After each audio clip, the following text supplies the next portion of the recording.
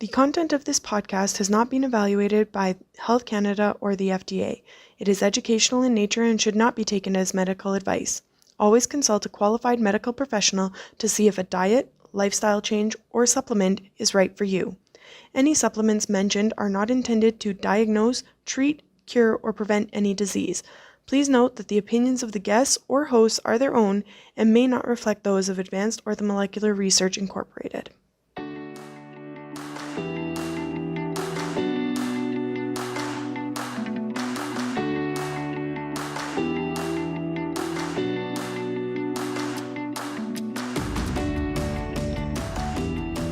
Welcome to Supplementing Health, a podcast presented by Advanced Orthomolecular Research. We are all about applying evidence-based and effective dietary, lifestyle, and natural health product strategies for your optimal health. In each episode, we will feature very engaging clinicians and experts from the world of functional and naturopathic medicine to help achieve our mission to empower people to live their best lives naturally. Are you looking to leave the holiday blues behind? 5-HTP has been well studied for its effects on symptoms of depression and is primarily used to support mood and boost serotonin levels. Often compared to various tricyclic antidepressants, 5-HTP has been found to be as efficient with fewer side effects. AOR offers 5-HTP in 2 different doses to help you find your happy this holiday. Get yours today at your local retailer or online at aor.ca or aor.us. Hello, welcome to Supplementing Health. Today we are joined by Dr. Jennifer Bunzemeyer, a naturopathic doctor who will be discussing anxiety and depression over the holidays. Welcome, Jen. Hello, Cassie. Thanks for having me on the show. Why don't we kick today's conversation off by learning a little bit about what got you interested in mental health and anxiety and depression in the first place? Sure. I started having a focus in my practice as a naturopathic doctor on anxiety and depression in about 2010, so about 10 years ago. And what I was finding is there was a gap that needed filling. People knew about or know about antidepressant medications and they know about therapy with a psychologist, but I find that there's a whole in-between area of natural treatment that could be added that could have good physiological support. So my goal is for treatment is simple with people. I'm meeting them where they're at. If they're working with their conventional medical doctor, which I do suggest doing, and they're on antidepressants, we can adjunct with those antidepressants natural therapies. Or if they're wanting to try to find natural remedies and work with natural remedies first, we could do it that way, but still have their MD on board as well. And I'm always a big proponent of them working with a therapist or psychologist to help support that mental emotional piece as well. Because the goal of treatment, I think, is learning how to manage those thoughts of anxiousness, worry, or in depression, that low energy, motivation, maybe worthlessness. Overall, that's what we want to be managing are those thoughts. And so from my perspective as a naturopathic doctor, I'm giving tools to help them support them to either be calmer from an anxious perspective, or maybe to help with energy levels, motivation, while they're working with a therapist, or self-help books or different classes to help figure out how to control those thoughts, change their perceptions, and support their perceptions going forward so that they can live the best life moving forward. Does that answer your question, Cassie? Yeah, absolutely. Makes sense. So what is the difference between anxiety and depression? Sure. So anxiety, there's a huge difference between anxiety and depression. So anxiety is more that excessive, out of control worry that's negatively impacting a person's quality of life. So it tends to be an excessive worry that is occurring more days than not for a long period of time, for at least a 6-month period. And it's about a number of events in a person's work life, school life, activities. So the individual finds it difficult to control that worry, and they usually have some other symptoms with that, including things like feeling keyed up, feeling on edge, restlessness, easily fatigued because I think, because they're expending so much energy managing through that anxiety. They can have difficult concentrating, or their mind can be going blank because of that anxiety. There can be irritability, muscle tension, and sleep disturbances. Things like falling asleep is hard, or staying asleep, they're waking through the night. So that's the main things from an anxiety perspective.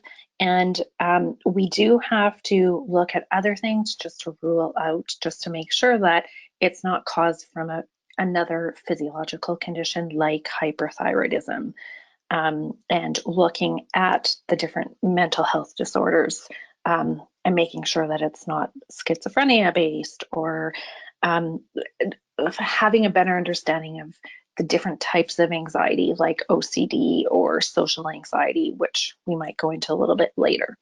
So that's more anxiety. Depression is more quite the opposite, in the sense of we're seeing at least a depressed mood or a loss of interest. That's the main areas. And then with that depressed mood or loss of interest, we see a decrease in their interest in things that used to give them pleasure, in activities that used to give them pleasure.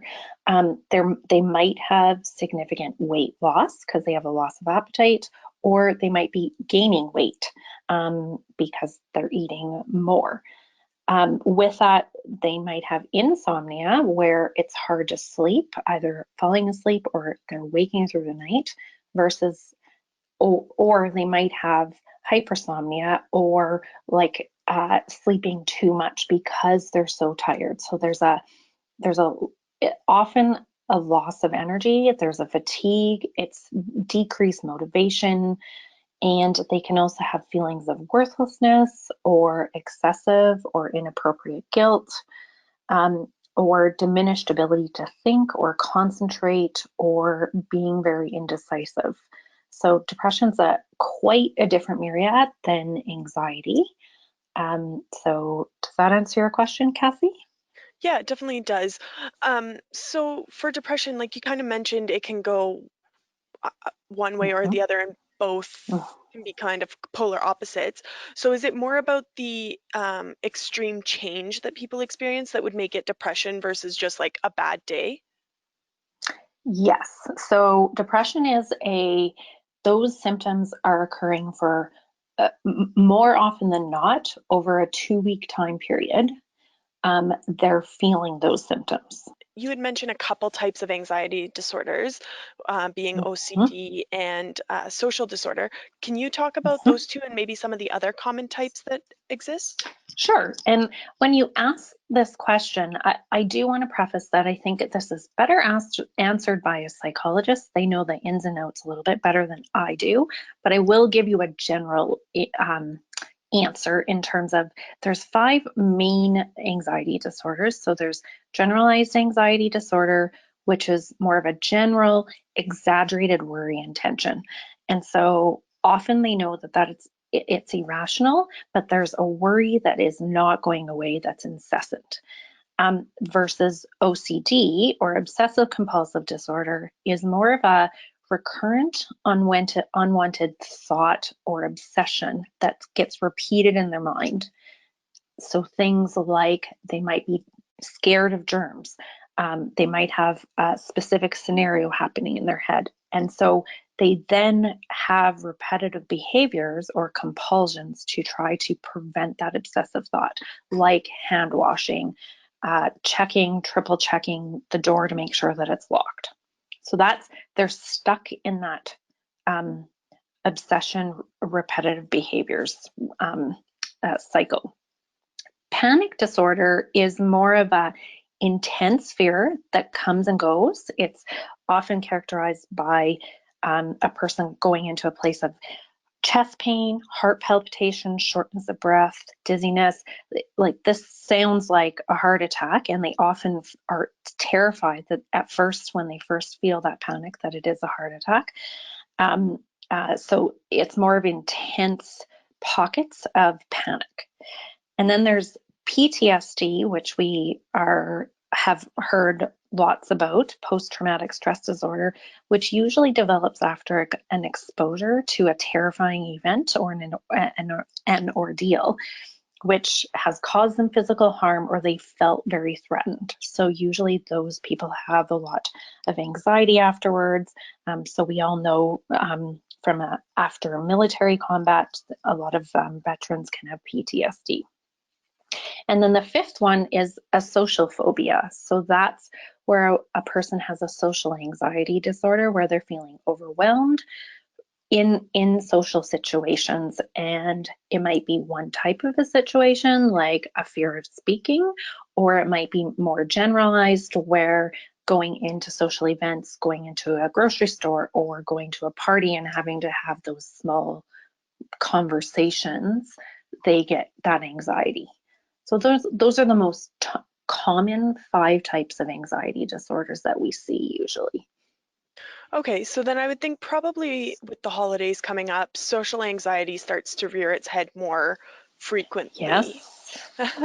And with 2020 having been a stressful year to say the least for many people, and everything that has happened this year, I would assume there's probably many additional triggers around the holidays this year, even opposed to a normal year.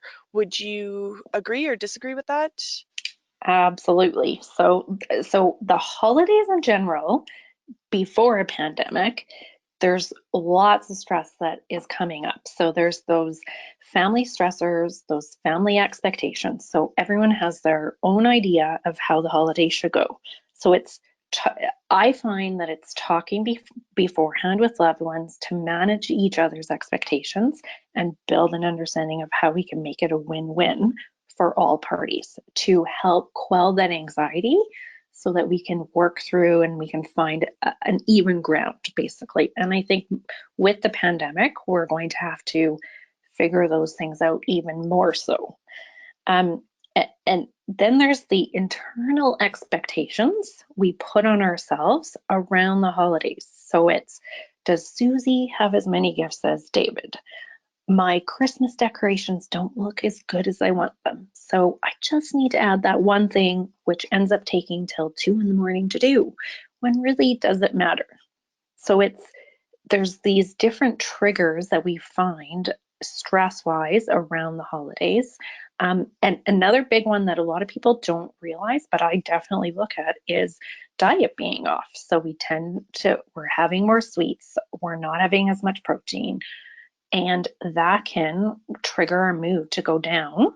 So we can be lower energy, or it can actually trigger an anxiousness as well. Plus, we're dealing with all those extra family expectations and shoulds and things that we wish that we could be doing, those kinds of things. Okay, and so with clearly affecting anxiety, does it have a similar impact on someone who's suffering from depression? Uh, so there's a little bit of a difference that I view. So from a depression perspective, a person is already tired, they're possibly sad, they're low motivated. And like sometimes with depression, it's hard to get things moving in their day-to-day lives. It's hard to get those dishes done. It's hard to work through the stress that's coming at them. And so if we add extra stress on, like holiday stress and getting things organized, then for that person that's depressed, that's extra energy that they're having to expend when I like to look at it as their gas tank is already empty or close to being empty. And so that stress is there. They're tensing their muscles more. They're often already tense muscles. They're expending energy and dealing with the stress, and that can drain them more, where that can enhance their tiredness. enhance their muscle tension, decrease in interest and motivation to do things that they need to do or they need to get ready for. So that decrease in fuel is going to perpetuate that or has the potential of perpetuating that depression. Versus anxiety is that stress is basically it's triggering that fight or flight response. So we've all heard of how stress triggers a fight or flight in our body. Adrenaline is released, and that usually helps us work through the stress. But for a person who's already anxious, they already have a lot of adrenaline pumping through their system, that extra stress is just perpetuating that adrenaline release and can increase that anxiety perspective that they're already feeling. So stress is, they're dealing with the stress. It's part of the worry that they're experiencing. So what I like to do is really work on calming down that nervous system. So when that stress comes, they're able to manage through easier. There's a little bit of a difference between anxiety and depression and how stress impacts both conditions. Yeah, no, that makes sense for sure. And is it just adults who can feel this during the holiday season, or can kids also be suffering from holiday anxiety? Kids pick up on stress extremely easily. So they feel it from their parents. They feel the stress that's happening. So I think that kids can really pick up on it easily as well. And they can have that holiday anxiety too. In your opinion, are we likely to see an uptick in people suffering from these conditions this year due to the extra strain? With the pandemic, Yeah. yeah, I would definitely think that we're definitely with the social isolation piece that we're all feeling, the inhibition of our lifestyles and how we're feeling inhibited in many different ways in what our normal is. I would definitely think there would be an uptake in anxiety or depression because we don't have as many of our outlets accessible, and we're having to find creative and innovative ways to stay safe in a pandemic, but have some social connection over Zoom or phone calls or socially distancing, things like that. So, in my opinion, yes, I do think that anxiety and depression would be more common in this pandemic. And so for those that are having to travel, I know that it's probably been cut down significantly this year, but I'm sure there's probably some people who still are having to face travel during the holiday year season. Do you have any tips to help kind of manage or reduce the anxiety and stress of going through that process? So I'm a firm believer of trying to keep routine as normal as possible through that travel.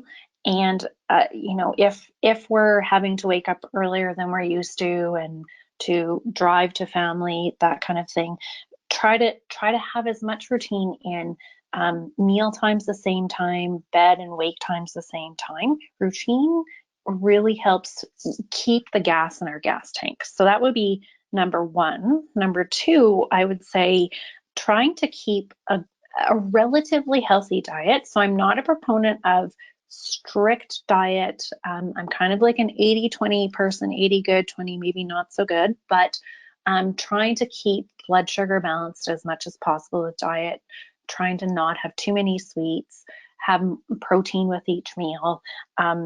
Having that diet there can really help support. And I always like when I'm traveling to have extra snacks with me, raw nuts and seeds, or a protein bar just in case I get stuck where there is no meals that we can grab, things like that. So I think that's important. And then making sure we're getting outside on a regular basis, having that movement, having that sunshine hit our face to help with our mood support from that perspective as well. And then lastly, I would say self-care as much as possible. If we're staying at family's house, we're out of routine, we don't have our normal self-care routines in place. And so trying to have some of those things like take some time off, go for a walk by yourself or with you and your spouse and your kids, so you have some alone time. Um, Things like that can be really helpful. Awesome. And you'd mentioned that going outside and getting the sun on your face can help. And research has shown that vitamin D deficiency is linked to an increased incidence of depression. And here in Canada, due to the limited sun exposure during the months of November to April, or our winter months, a lot of people do suffer from lower vitamin D levels. Do you believe that's a contributing factor to the increase that we see during the holiday season? I think that vitamin D is, yes, research has shown that there is a link between vitamin D and depression, low levels of vitamin D and depression, and and especially with seasonal affective disorder as well. So it is definitely something on my radar to screen my clients and do lab work through to see where their levels are at. So it's part of the treatment, but I don't find that it's the only thing that I'm looking at. So there's many other areas that I would be looking at from a depression standpoint. But yes, research has shown that vitamin D can be lower and that it can help with depression. And how does staying active or getting in regular exercise affect these issues? So we know for certain that movement, and I like to call it movement instead of exercise. I feel like it has a less negative connotation. But we do know that movement exercise is a really important stress reliever, and it has been shown in many studies to help both anxiety and depression. So it is something that I think is really important to be getting. It from an anxiety perspective, it's distracting, so it gets the person out of that hamster wheel thinking of the worry that they're fixated on. So it can help from that perspective. And from a depression standpoint, oftentimes they have a low motivation, they have low energy. And I often will tell my clients, if you're sad, get up and move around. So do the dishes, do some laundry, go for a 5 minute walk, a 10-minute walk outside, just getting some fresh air. Sometimes those baby steps of just having a little bit of movement can actually really help a person that's depressed, because they just need to get it gets their adrenaline moving a little bit, that it can actually help with that energy and that low motivation to do things. And then they can slowly work up to longer periods of movement or exercise, going to a gym or working out at home as well. So definitely makes a difference for both anxiety and depression, exercise does. That's great to know. And you've mentioned diet a few times, and in particular, sugar intake. And we all know that the holidays have far more treats hanging around Yes. than the regular day to day. Yes, So can you totally. speak a little bit to how sugar intake plays a role in anxiety and or depression? Yes, totally. So diet is one of the first things that I look at with clients, in the sense of educating them to have them understand why it's so important. So when we have, if we're having too many starchy foods or sugar in our diet, and we're not having enough protein or those non-starchy veggies like salads or just raw veggies of cucumber, peppers, things like that, those starchy foods or the sugar, particularly over the Christmas holidays, that can increase our blood sugar. And so our body can only have that glucose in the system for a certain amount of time before it will release insulin. And then that blood sugar gets shoved into the cells. And so then your blood sugar drops. And it's that drop in the sugar that can often make us feel anxious or depressed. So, and I often, when I'm working with clients, once we start working on diet, they start putting it together where they start noticing they're balancing their blood sugar, their diet is balanced, and they will indulge and have some candy. And for a depressed person, I've had it where it can trigger them for a couple days after, where it really affects their mood. So that balancing blood sugar as much as possible is important through diet. So um, things like um, trying to make sure you're having protein with each meal. That's my first step. I always say half your plate, those non-starchy veg, quarter of your plate protein, quarter of your plate starch. So that's kind of my go-to. And then it's about monitoring their reaction 30 to 90 minutes after their meal. Are they having that, what we call that hypoglycemic reaction, where they feel shaky, they feel weak, fatigued, sweating? They can often get brain fog. I'm sure we've all felt that. You know, when you have a big pasta meal and an hour later you feel really tired. It's too much starch, not enough protein, not enough non-starchy veg. So it's about trying to balance our blood sugar as much as possible. And another thing I just wanted to say is, with depression specifically, we go over the diet aspect, but sometimes people are so tired that they just feel overwhelmed trying to even like put together a good diet, or a balanced diet. And so we might start with baby steps and maybe just let's put protein with breakfast, lunch, and dinner. Let's just see if we can do that, and just baby steps along the way. So while we're working on energy levels and motivation, and I'm at least educating them about that, and then they can start to understand, once their energy gets better, then they can be doing more from a diet perspective. So it's just baby steps. And then the other piece I would say is from the holiday perspective, um, this is where my 80-20 comes in. Of yes, I like to enjoy my mom's jams, or a piece of chocolate, but it's making sure that you're getting protein, breakfast, lunch, dinner, so that you're able to balance sugars as much as possible, knowing that you've had that sugar. Does that make sense? Yeah, absolutely. Another substance that I kind of wanted to ask you about when we're talking about fatigue and anxious feelings is caffeine. A lot of us drink coffee in the morning, Hmm. or if we're at a friend's house, we go for a coffee with them, something like that, right? So how would that also Brilliant, Cassie.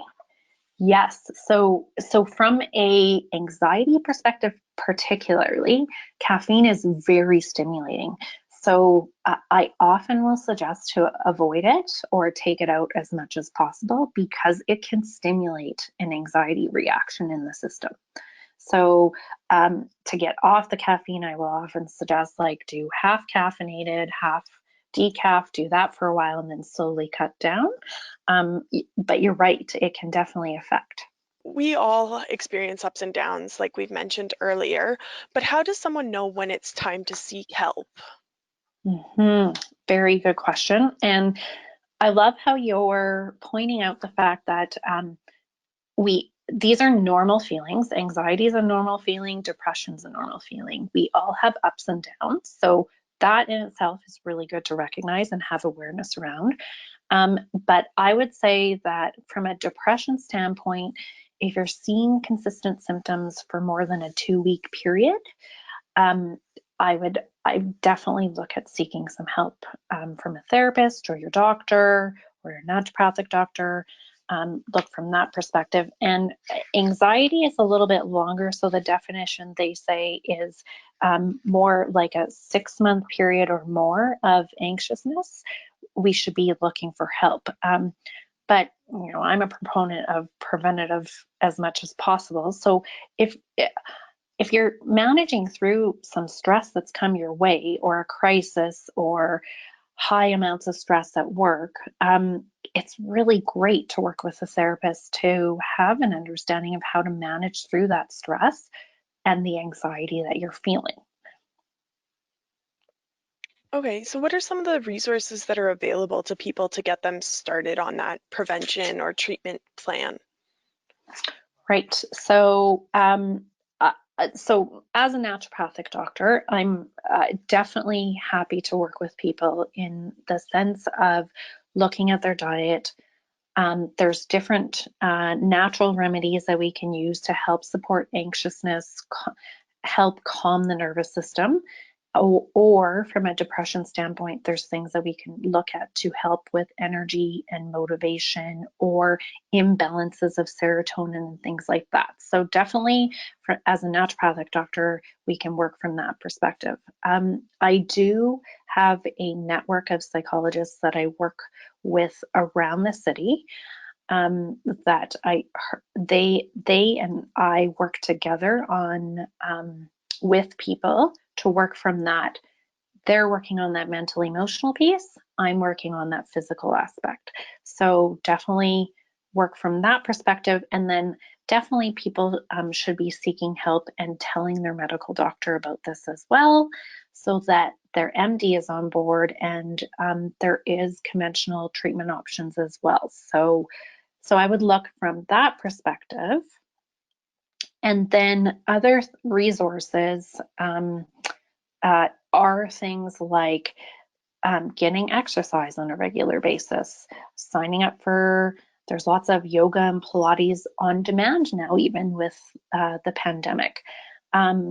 Or some other really good things is there's the Calm app, which is a meditation app. So there's lots of good meditations that you can do on that app. One of my favorite books in terms of trying to decrease our perfectionistic tendencies is The Gifts of Imperfection by Brene Brown. An excellent book on, with anxiety, we're often trying to be perfect, and her book is excellent on trying to embrace being good enough. So love that book. And then one thing that I really look at is, how are we getting our values met? So what I mean by that is, it's looking at what are your core values that drive you, that you would walk over broken glass for. If we can figure out what those are and then match our lifestyle so that we have those in our lifestyle, I find that is huge at helping mood. So, for example, connection is one of my core values. And so for me, connecting in my jobs, this is why I love working with clients, connecting with family and friends, those are really important things for me. I'm having to be very innovative during the pandemic. Another core value of mine is health. So I fortunately listened years ago to getting into naturopathic medicine, and I can support people in their health, and it's one of my core values. So I practice what I preach. I walk the talk as much as I can. So it's those kinds of things. You're figuring out what your core values are. So it might be you love learning, or you need a secure lifestyle, or you need freedom, or you need to feel accomplished. And so then how can you match those things and have them in your lifestyle? And I find that can really help our moods as well.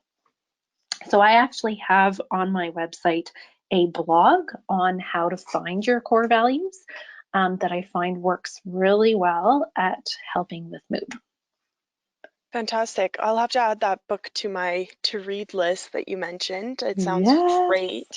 And we'll share your blog in the description for the podcast as well, so that any of our listeners can Great. find it, because I think that'll be a great resource for them. Mm-hmm. So we've actually unfortunately reached the end of our time for today, but if any of our listeners want to work with you or get a hold of you to further the discussion, how could they do that? So my website is drjennb.com. That's DRJENNB.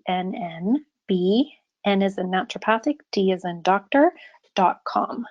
And so you can find all my practice information there. I've got an Instagram and a Facebook professional site that has lots of information about anxiety and depression on both as well. So those are, and feel free to book online or call my reception and with any questions you have. Wonderful. Well, thank you again so much for joining us today. It's been a great conversation. And thank you to the listeners who have tuned in as well to join us. You're most welcome, Cassie. Anything I can do to help people understand more of anxiety and depression.